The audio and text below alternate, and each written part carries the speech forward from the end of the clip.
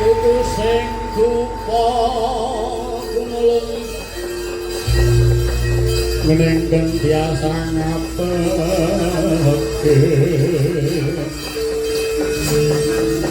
kawangku sagung jajahan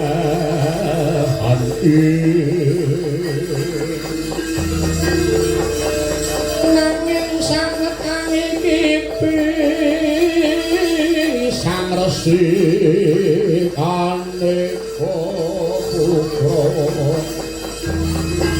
sang resi kaneka putra kang anjep saking wiyadi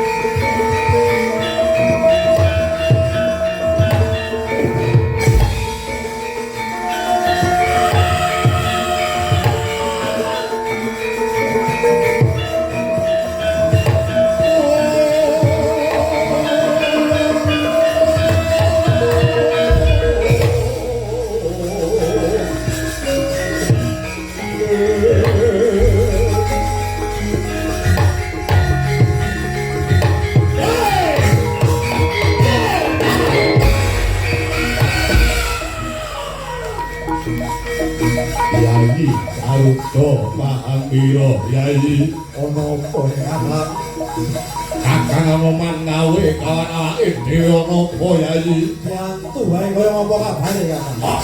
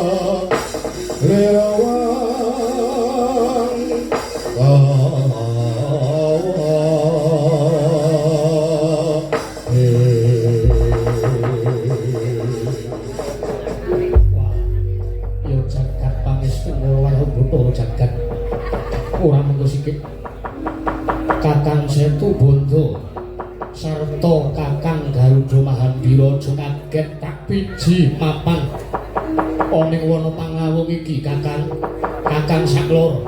Iya Noman iya. Iya. Kakang Mahandira. Piye ana apa, Kyai? Cekak gampang wae gonku matur ana kersamu sakarone Kakang.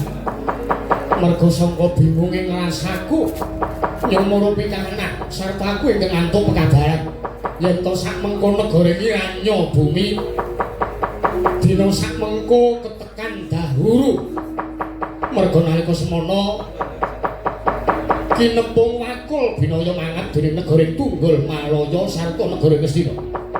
Kepiye? Monggo pamrayogamu Kakang Setubanda. Merga mangkene anane Anoman bingung iki kira-kira kudu sak biyantu apa ora? Kira-kira Kakang Tunggalbayu kudu melu perang apa ora? Merga ngene iki yen to nalindra ranyo bumi kuwi taksih besanku ya besan Kakang Tunggalbayu. Kakang Setubanda. Ya Noman. Yen to paring aku arep matur karo ngarsane ya Noman. Yen to cara aku ora usah ndatak melu banyu kang lagi butek. Aku kawan iki menungso sak jabane ngrangkah dadi yen to cara aku awak dhewe ora usah melu-melu bab perkara iki. Mosok Kakang Gajah Setubanda piye iki maksudnya? Karepe iki piye? Karepe ngene ya iki. Awak dhewe ora usah melu ngrewu kempul marang kahanan kang lagi butek kaya mangkene iki ya iki. Mangkono. Mosok to. Wajibe padha kadang iki, Mbok. Sabiyantu botre-botre sedulur, ngono. Ora apa dijarke wae kaya ngono iki piye? Bingungku ngene Kakang. Ya pancen bener. Nalindra ranyo bumi kuwi taksih pepunden marang Anoman ya marang Kakang Tunggalbayu. Nanging najan aku ki wujuding santa kewan.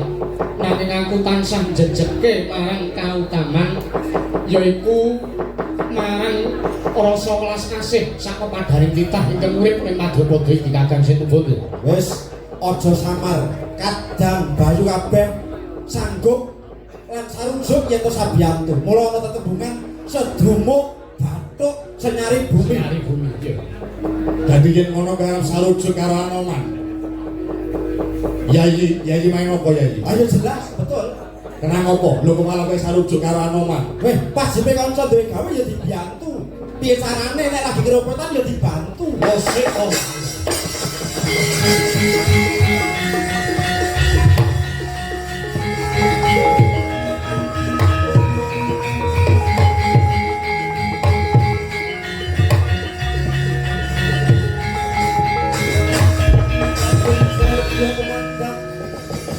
Mung lempung bang inarya matri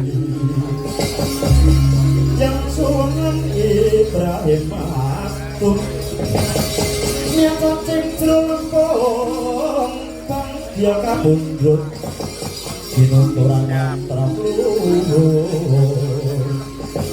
cacing rawat tapi umat alihasan kasih kosek sing tak karepake piye? Main apa? Piye? Kowe iki derajate mung kewan. Lah terus Kowe iki derajate mung kewan kowe ora sadar karo dirimu pribadi. lho aku sadar ae, sadar posisi, yakin, sadar. Sing diarepake sadar iki piye? Yen ana botre-botre wong wajibe sabiyantu. Niku sik kok Kakang Gajah Setubanda kok kaya mangkono kuwi piye ha? Karepmu piye? Karepmu ngene lho main apa? Kahanan saiki lagi ruwet, kahanan dina semengko jagat lagi ora kebeneran. Kenapa apa lho malah gumendung walaupun arep koyo mangkono. Eling apa ora Yai? Aku karo kowe mung derajate kewan. Sing jenengane kewan iki wis diperbudak lawan menungso. Apa kira-kira yen aku karo kowe ngewangi kawan negara Iranya bumi, apa kira-kira menungsane gelem diperbudak karo bangsane kewan apa ora? Ora iki maksud. Ning kono kuwi bingungku. Ning atas awake dhewe iki ming manungsa, apa kira-kira mengko ki uga bakal antuk ganjaran sing sak murmat yen awak dhewe kelakon sak biyantu perang ning negara Iranya bumi, ngundurke musuh-musuh saka Tunggal Malaya lan Ngastina. Yen aku aja samar, ayo tak ewangi mundur ke Wadya. Sapa ing Tunggal Malaya kono? Gosip kok ana apa? Kowe iki derajate mung manuk kok gemedung kemaluk ke cah cilik. Ora usah datang ngandani karo wong gerak, ora usah bantu. Ora usah bantu. Hanya ora usah bantu. Lah terus piye iki? Ya ora piye-piye. Ora perang ngene iki rarane. Ora usah bantu nek cara aku.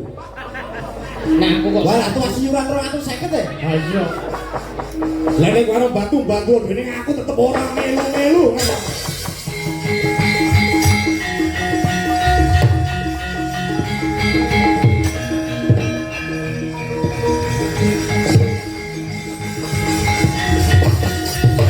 Wes yakin ora bantu tenan? Ora. Wayangmu wis oke lho saiki, mosok ora bantu tenan. Ora, aku ora. Gampangmu wis loro lho saiki, mosok ora bantu tenan. Ora bantu kowe ya. Tenane. Iya, ora bantu. Nek kakang Roman duwe bote-bote ngono ora diwangi. Ora usah diwangi kewe sugih. Mosok wis sugih. Sugih tumrapmu durung karwan sugih tumrap aku. Lakarane sugih kuwi apa ana? Sugih kuwi mung gumantung rasa manarima. Ya bener. Nek cara aku Oh, ya. najan to ora ngukup bondo donya derajat pangkat nanging ati urip ayem. Paribasane menungso nyanding wong wadon kuwi wis mujudake kasugihan ingkang ora iso diukur kanthi srana apa wae. Ora usah ngrembug wong wadon. Kok tekan wedoan bareng dong apa Mergane Garuda Mahamila kuwi ora doyan wedok. Wah, lara ngerti aku kowe. Raden kula kang sowan Raden.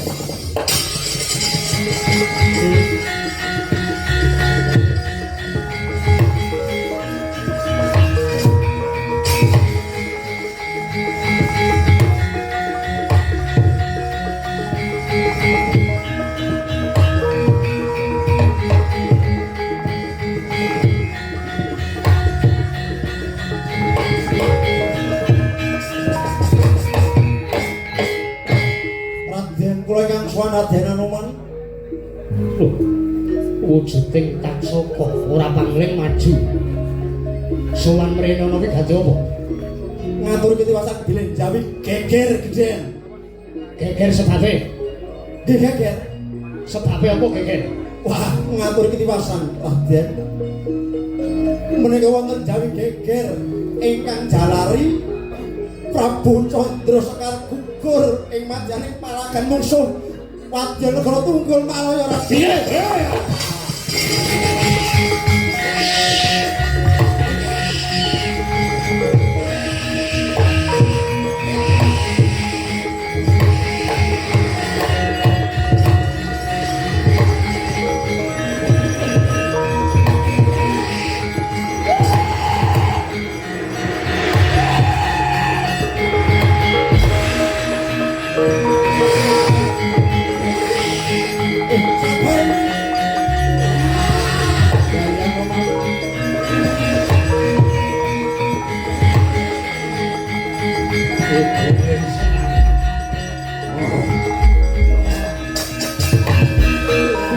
Piye kahanan Anoman kae piye? Ayo.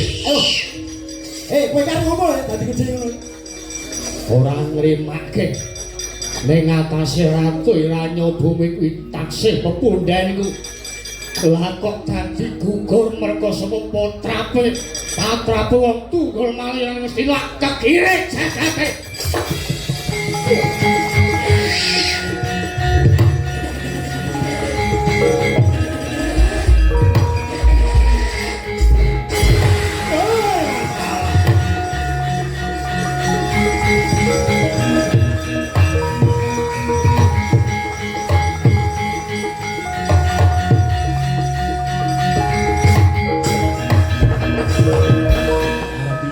Arep piye Mahamira arep piye? Kelakuanmu dhewe iki.